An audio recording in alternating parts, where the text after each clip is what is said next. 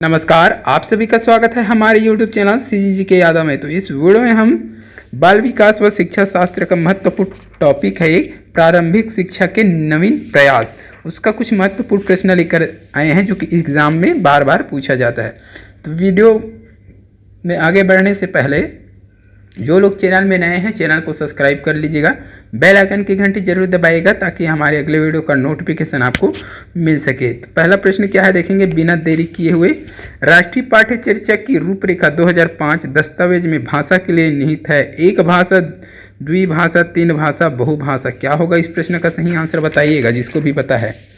राष्ट्रीय पाठ्य चर्चा की रूपरेखा 2005 कि दस्तावेज में भाषा के लिए निहित है। तो इस प्रश्न का सही आंसर जाएगा ऑप्शन डी के साथ, बहुभाषा हो जाएगा दोस्तों। चलिए अगला प्रश्न देखेंगे। राष्ट्रीय पाठ्य चर्चा फ्रेमवर्क से प्राप्त की है 2005 ने अपनी समझ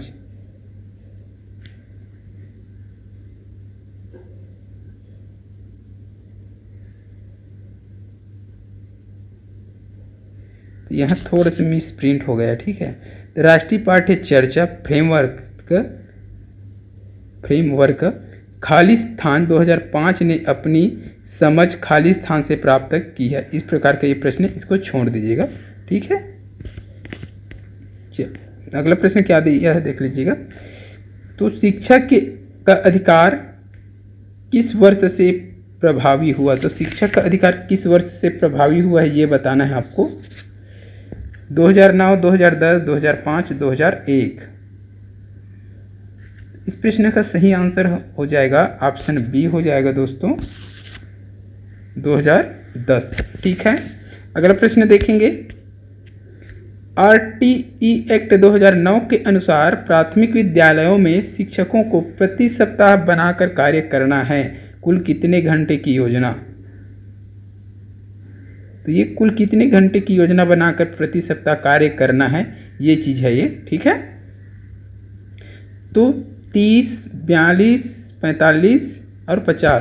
तो ये प्रश्न देख चुके हैं हम लोग 45 घंटे, ठीक है। आगे पीछे हो गए ये क्वेश्चन, थोड़ा सा देखना है आपको। अगला प्रश्न क्या दी है देख लीजिए। राष्ट्रीय दृष्टि बाधितार्थ संस्थान स्थित है। तो राष्ट्रीय दृष्टि बाधितार्थ संस्थान कहाँ स्थित है। शिमला में, कोलकाता में, देहरादून में, दिल्ली में। इस प्रश्न का सही आंसर हो जाएगा दोस्तों ऑप्शन सी हो जाएगा, देहरादून, ठीक है। राष्ट्रीय दृष्टि बाधितार्थ संस्थान देहरादून में है। यह संस्थान विकलांग व्यक्तियों के अधिकारिता विभाग, सामाजिक न्याय और अधिकारिता मंत्रालय, भारत सरकार के प्रशासनिक नियंत्रण का कार्य करता है, ठीक है। चलिए अगला प्रश्न देख लेंगे। राष्ट्रीय पाठ्य चर्चा की रूपरेखा 2005 की संस्तुतियों के संबंध में कौन सा कथन सत्य नहीं है। मतलब कौन सा कथन सत्य नहीं है वो बताना है, ठीक है। माने कि गलत कौन सा है वो चीज़ आपको बताना है। तो विश्वविद्यालयों को राजनीतिक से मुक्त, तो यहाँ क्या होता है 2005 जो राष्ट्रीय पाठ्य चर्चा की रूपरेखा 2005 ये प्राथमिक स्तर पर है, ये विश्वविद्यालय स्तर पर नहीं है। तो यहीं से एक तो गलत हो जाएगा, ठीक है। ज्ञान को बाह्य जीवन से जोड़ना ये है अपना, ठीक है। राष्ट्र के प्रजातांत्रिक मूल्यों का सम्मान ये भी है, ठीक है। परीक्षा में लचीलापन और ये भी है। तो ये ए वाला जो है सत्य नहीं है भाई, बाकी यह तीनों क्या है सत्य है। यहाँ विश्वविद्यालय की बात कर रहा है जो कि नहीं होगा। अगला प्रश्न क्या दिया है देखेंगे।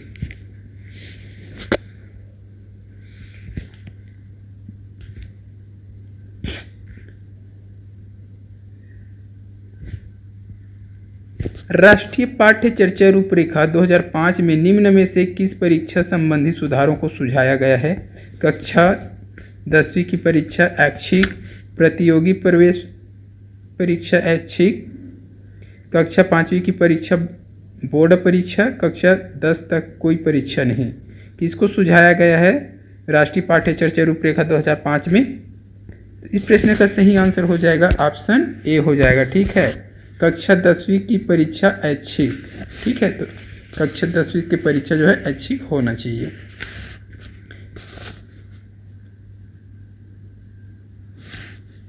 चलिए अगला प्रश्न क्या दिया है। NCF 2005 के अनुसार शिक्षक की भूमिका होनी चाहिए? शिक्षक की क्या भूमिका होनी चाहिए? NCF 2005 के अनुसार अनुज्ञात्मक, प्रामाणिक, सरल, उपरोक्त में से कोई नहीं। ठीक है, तो पढ़ चुके हैं ये हम सरल, है ना। चलिए अगला प्रश्न क्या होगा? NCERT की नवीनतम पाठ्य चर्चा की रूपरेखा अस्तित्व में आई 2000 में, 2004 में, 2005 में, 2006 में। क्या होगा? सही आंसर बताइएगा।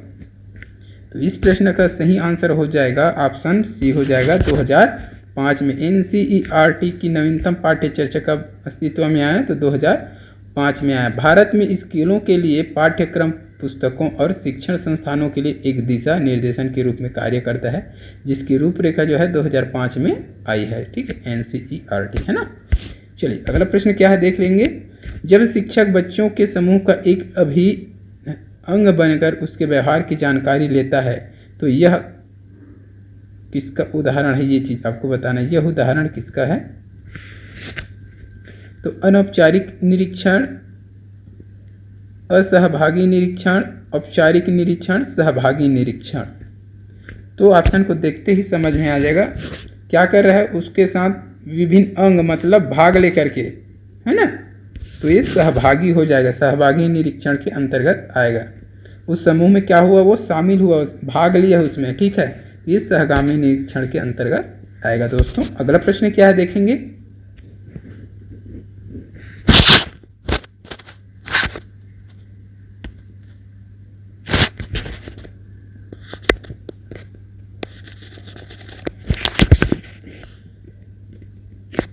शिक्षा का अधिकार 2009 के अनुसार विशेष आवश्यकता वाले बच्चों को पढ़ाना चाहिए। व्यावसायिक परीक्षण केंद्र में जो उन्हें जीवन कौशल के लिए तैयार करे, आवश्यक सहायता प्रदान करते हुए घर पर उनके माता पिता और देखभाल करने वालों के साथ। और क्या दिया है? उनकी व्यक्तिगत आवश्यकताओं को पूरा करने के प्रावधान के साथ समावेशी शिक्षा का व्यवस्था, विशेष रूप से उनके लिए बनाए गए विशेष स्कूल में। क्या होगा? इस प्रश्न के लिए सही आंसर बताइएगा दोस्तों। तो इसका सही आंसर हो जाएगा ऑप्शन सी हो जाएगा। उनकी व्यक्तिगत आवश्यकताओं को पूरा करने के प्रावधानों के साथ समावेशी शिक्षा व्यवस्था में। ठीक है, तो समावेशी शिक्षा व्यवस्था द्वारा पढ़ाना है उसको। ठीक है, ये चीज याद रखिएगा। अगला प्रश्न देखेंगे। मूल्य शिक्षा की आवश्यकता है केवल प्राथमिक स्तर पर, माध्यमिक स्तर पर, महाविद्यालय स्तर पर, इन सभी स्तरों पर। इंपॉर्टेंट प्रश्न है।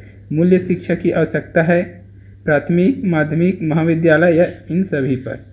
बेसिक सी बात है, सभी पर हो जाएगा, तो इन सभी पर हो जाएगा। मूल शिक्षा की आवश्यकता प्राथमिक स्तर पर, माध्यमिक और महाविद्यालय तीनों स्तर पर है। ठीक है, अगला प्रश्न देखेंगे। ICDS कार्यक्रम खाली स्थान की आयु समूह के सभी बच्चों के लिए उपलब्ध है। 0 से 6 वर्ष, 6 से 10 वर्ष, 0 से 10 वर्ष, 10 वर्ष से ऊपर। ICDS कार्यक्रम खाली स्थान के आयु समूह के सभी बच्चों के लिए है। इस प्रश्न का सही आंसर हो जाएगा ऑप्शन ए हो जाएगा, 0 से 6 वर्ष के बच्चों के लिए। ठीक है, तो ICDS कार्यक्रम का शुरुआत कब हुआ था? तो 2 अक्टूबर 1975, याद रखिएगा 2 अक्टूबर 1975 में शुरुआत हुआ था इसका। ठीक है, जो कि भारत सरकार के प्रमुख कार्यक्रमों में से एक है, जो सभी बच्चों को 0 से 3 वर्ष की देखभाल और विकास के लिए अनूठे कार्यक्रमों का प्रतिनिधित्व करती है। ठीक है, चलिए अगला प्रश्न देखेंगे।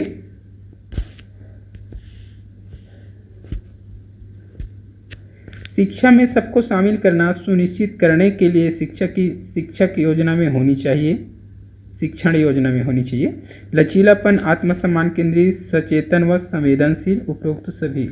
तो ये ऑप्शन देखते ही समझ में आ रहा है दोस्तों, ऑप्शन डी सही हो जाएगा। क्या बोला है प्रश्न देख लीजिए। शिक्षा में सबको शामिल करना सुनिश्चित करने के लिए शिक्षक की शिक्षण योजना में होनी चाहिए।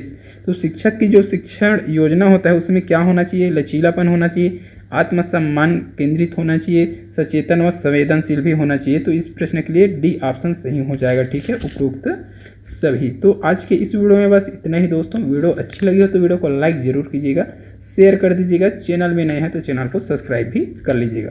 जल्द मिलते हैं अगले वीडियो के साथ, तब तक के लिए वंदे मातरम, जय हिंद।